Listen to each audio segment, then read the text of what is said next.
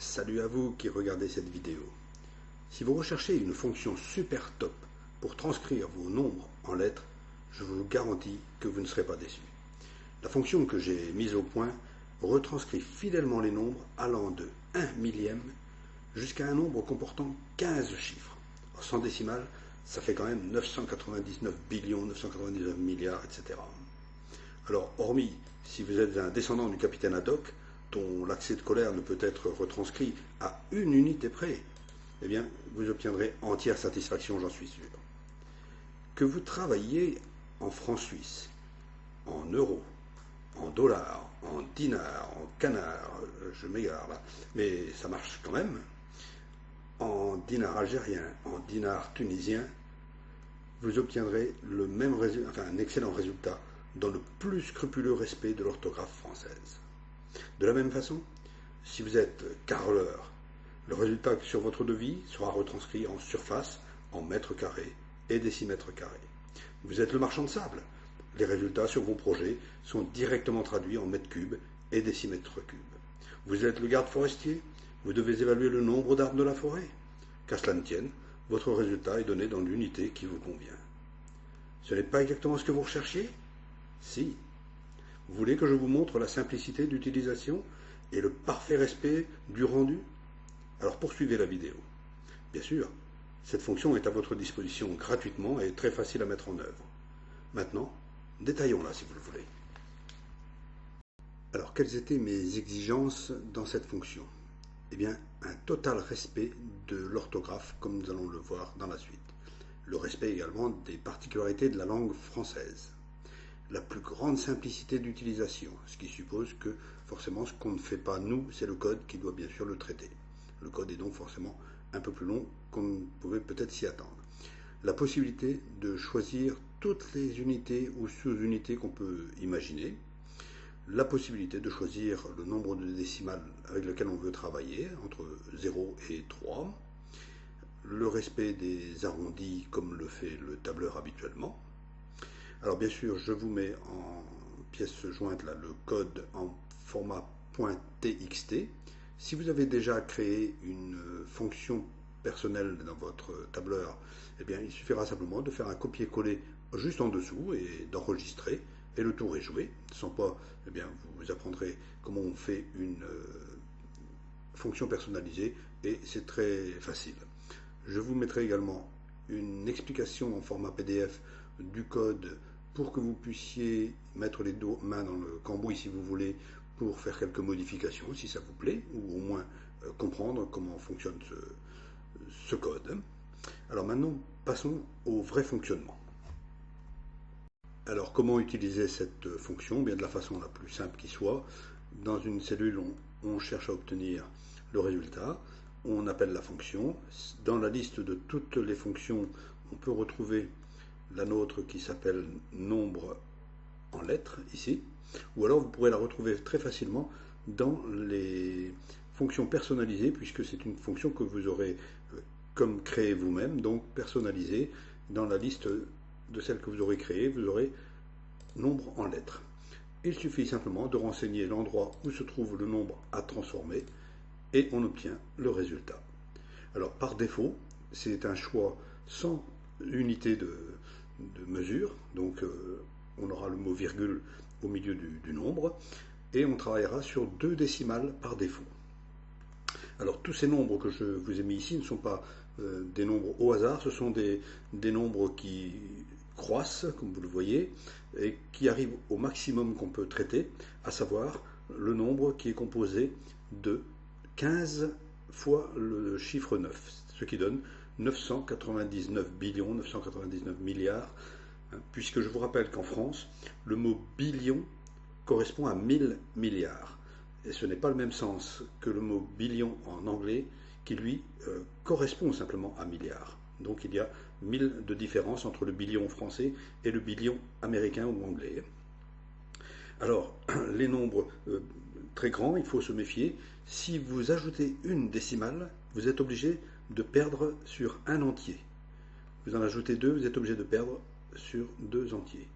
Ce qui fait que vous ne pouvez avoir toujours que 15 chiffres à traiter. La fonction ne pourra pas aller au-delà. Ici, par contre, vous avez 3 décimales, vous obtenez un nombre qui est supérieur parce que c'est un arrondi. Donc 900 milliards, 999 milliards ici donne 1 billion par arrondi parce qu'on a 3 décimales alors que par défaut, travaillant sans choix d'unité, eh bien c'est 2 décimales par défaut. Donc on a arrondi à 1 billion. L'arrondi, on le retrouve ici aussi, par exemple. Donc 0,995, c'est donc des millièmes.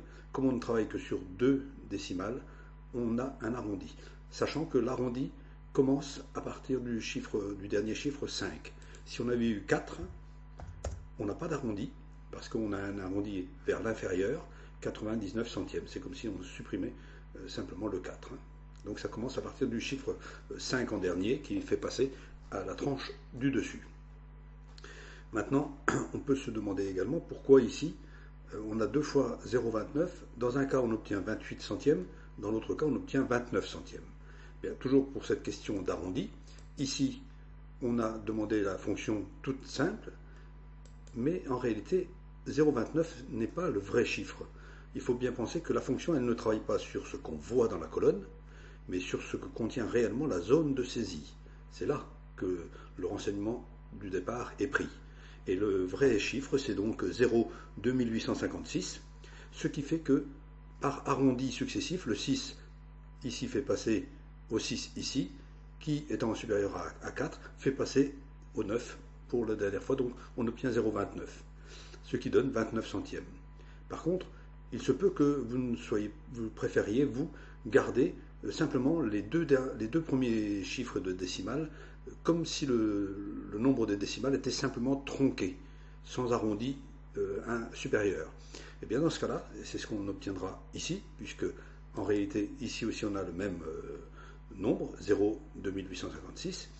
Pour obtenir 28 au lieu de 29, eh bien, il suffit de dire, quand j'appelle la formule, de dire je veux travailler avec l'arrondi à l'inférieur du contenu de la cellule B14 ici, pour 2 décimales. Je vais vous le faire ici pour que ce soit bien clair. Donc, juste avant ici, on demande arrondi, à 2 R, on nous propose arrondi inférieur, donc double clic, arrondi inférieur de la cellule B15, et on demande point virgule à garder 2 décimales. On referme la parenthèse, ça fait 2 parenthèses parce qu'il y a déjà 2 ouvrantes, et quand on valide, effectivement, on est bien resté sur 28 centièmes, l'arrondi inférieur de la cellule B15, qui contenait effectivement 28,56. D'accord? Donc voilà pour les arrondis. Et quand la cellule est vide ou qu'elle contient 0, alors on n'affiche rien. Dans le code, j'ai prévu néanmoins qu'on puisse, si ça vous intéresse, afficher 0 quand il y a 0.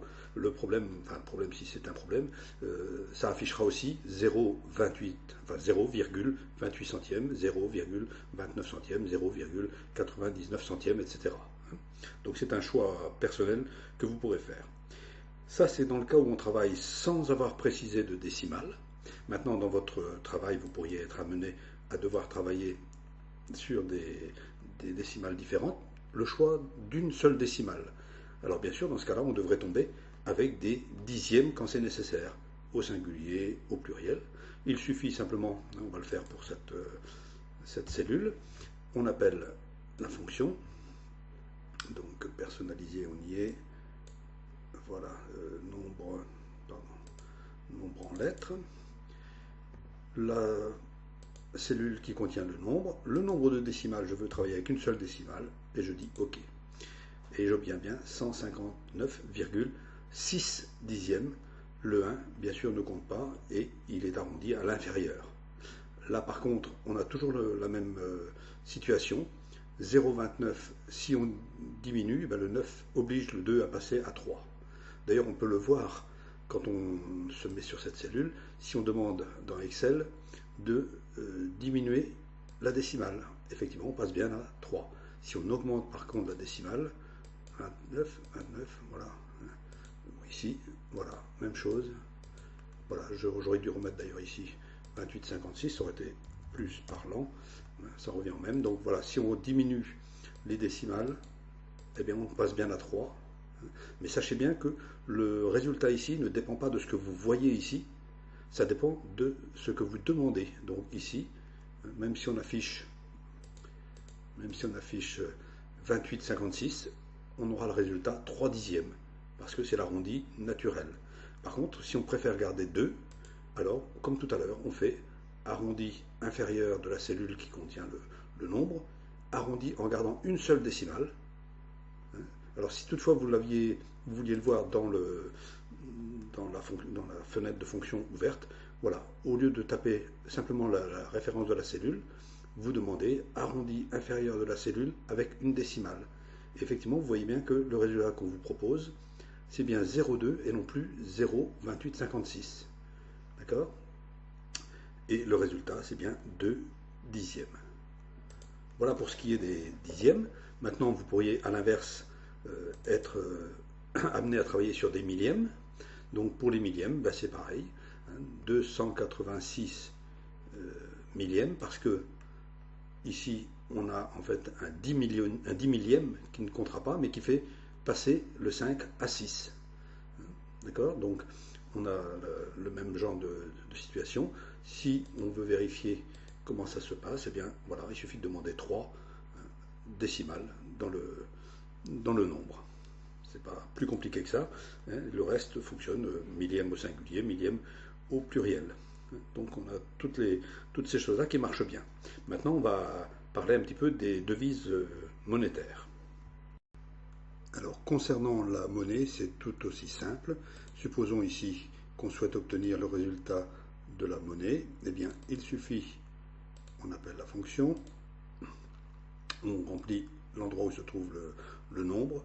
Et pour la monnaie, eh bien, si on indique le sigle euro, on aura le résultat en euros.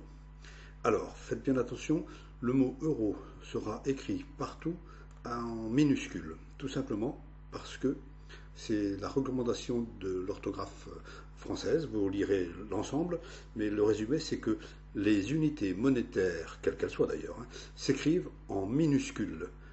Donc on le verra, c'est pareil pour le dollar, pour le dinar, etc. On écrira ainsi 100 euros. On voit quand même qu'il y a l'accord du mot euro qui n'est pas un nom invariable, et non pas 100 euros avec le E majuscule. C'est pourquoi partout vous aurez le mot euro, quelle que soit la façon dont vous l'aurez rempli.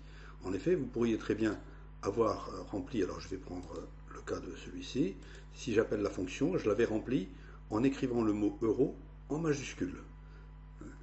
Au rendu final, c'est quand même de la minuscule. Alors pourquoi j'ai accepté que plusieurs écritures soient reconnues, c'est parce qu'il se peut, on le verra un peu plus loin dans la vidéo, que vous soyez amené à faire appel à des cellules qui contiennent, peut-être en tête de colonne, le mot euro, d'autres noms d'unités, mais écrites de façon différente, alors peut-être en majuscule, etc. Alors on a vu ici, par exemple, que c'était écrit, on demandait la fonction avec simplement le sigle euro. Ici, c'est écrit en minuscule. Ici, c'est écrit avec une majuscule. Ici, c'est écrit tout en majuscule. Et ici, c'est même écrit avec le symbole euro suivi des 3 lettres URO. Alors, bien sûr, ce seraient autant de fautes d'orthographe dans le texte. Et à chaque fois, donc, ce sera rendu par le mot euro en minuscule, comme il se doit.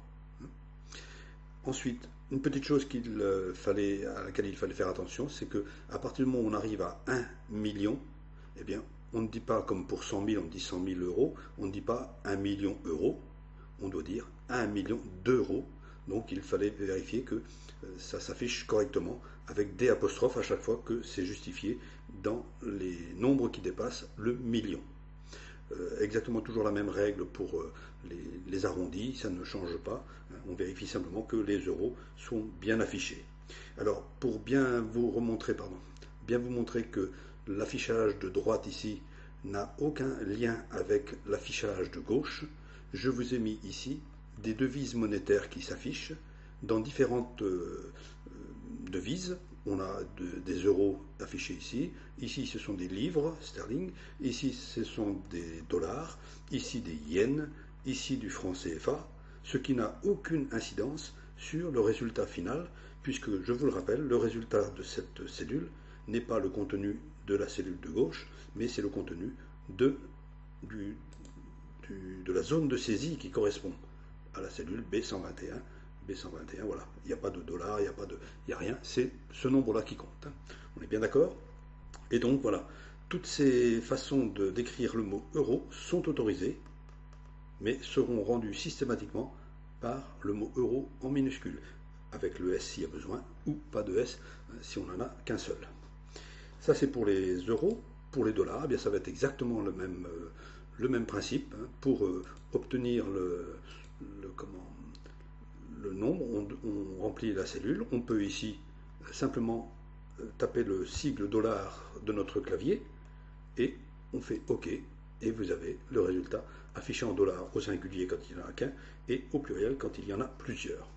Alors, même chose que pour les euros. Vous avez la possibilité pour les dollars de l'écrire dollar en minuscule avec une majuscule tout en majuscule ou le sigle, ce sera toujours rendu par dollar.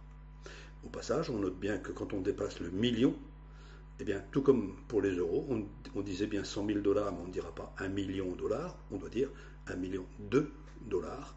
Donc, on vérifie que ça s'applique bien partout. À la place des dollars, vous le voyez, on aurait pu demander des dinars. On va le faire ici. Si je remplis ici que je demande des dinars, j'obtiens bien 10 000 dinars et 10 millim. Alors, dans l'appellation dinar, j'ai cru voir sur Wikipédia qu'il y avait deux sortes de dinars.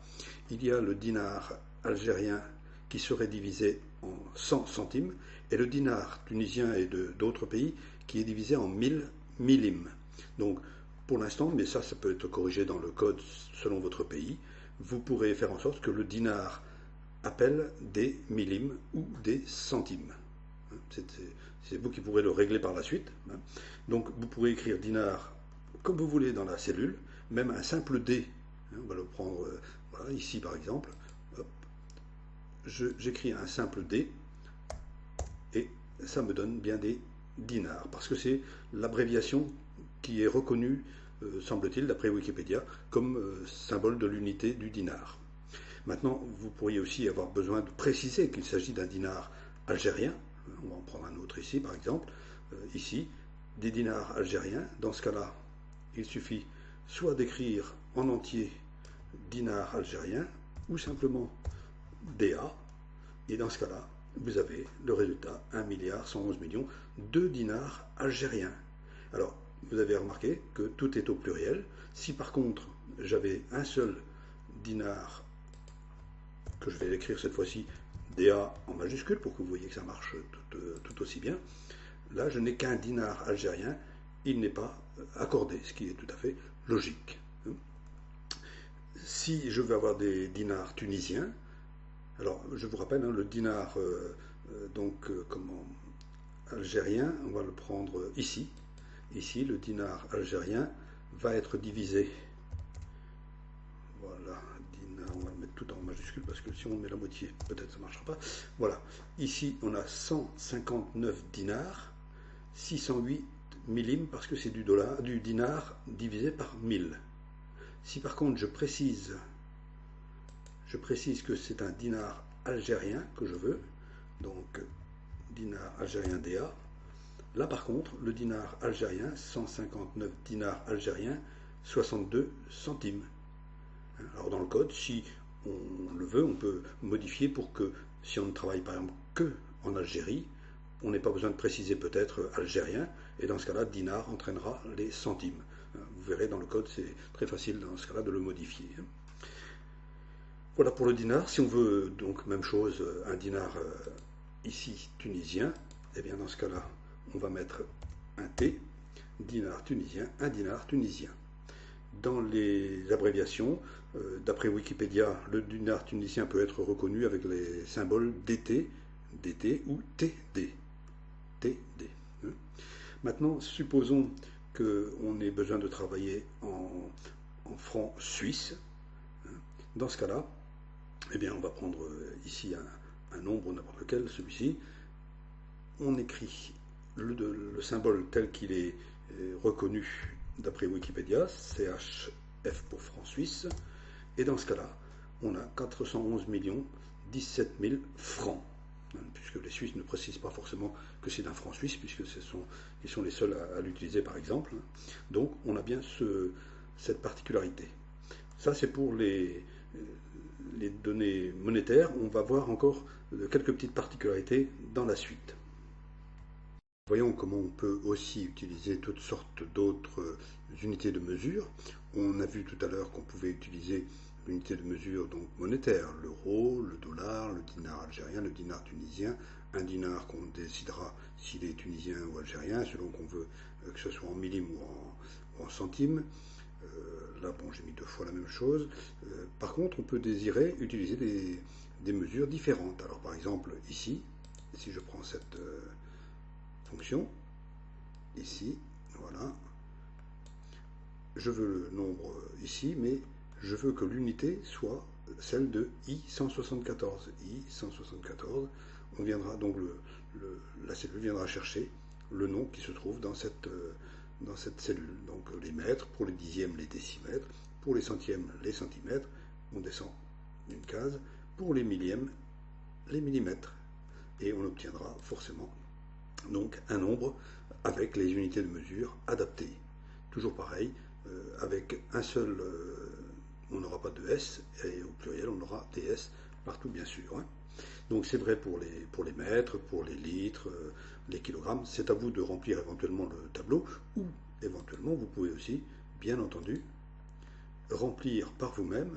Hein, ici ça revient au même, si j'élimine tout, voilà, que j'ai écrit litre, alors tout au singulier, puisque le S est mis par le code en fonction des besoins, ça revient systématiquement à la même chose. On peut écrire ou renvoyer vers la cellule. Petite particularité maintenant, supposons qu'on soit en Belgique. Eh bien pour la Belgique, on a la possibilité, c'est mentionné ici en dessous, là, d'utiliser la langue adaptée au pays. Alors la langue c'est en dernier paramètre ici. Si la cellule est vide, on aura du français de France, comme on l'a vu jusqu'à présent. Si on tape 1, on aura du français de Belgique, et 2, du français de Suisse. Alors la petite nuance, c'est simplement que 70 en Belgique est traduit par 70, 90 par 90, par contre 80 reste 80. Les Suisses, par contre, eux, utilisent donc 70, mais remplacent 80 par 80 et utilisent 90. Alors petite particularité justement pour nos amis suisses, c'est que si on demande que la devise I180 ici soit du franc suisse, alors d'une part ça nous met la monnaie en francs, mais d'office ça nous choisit le français de Suisse, sans avoir besoin de le sélectionner. On fait donc d'une pierre deux coups.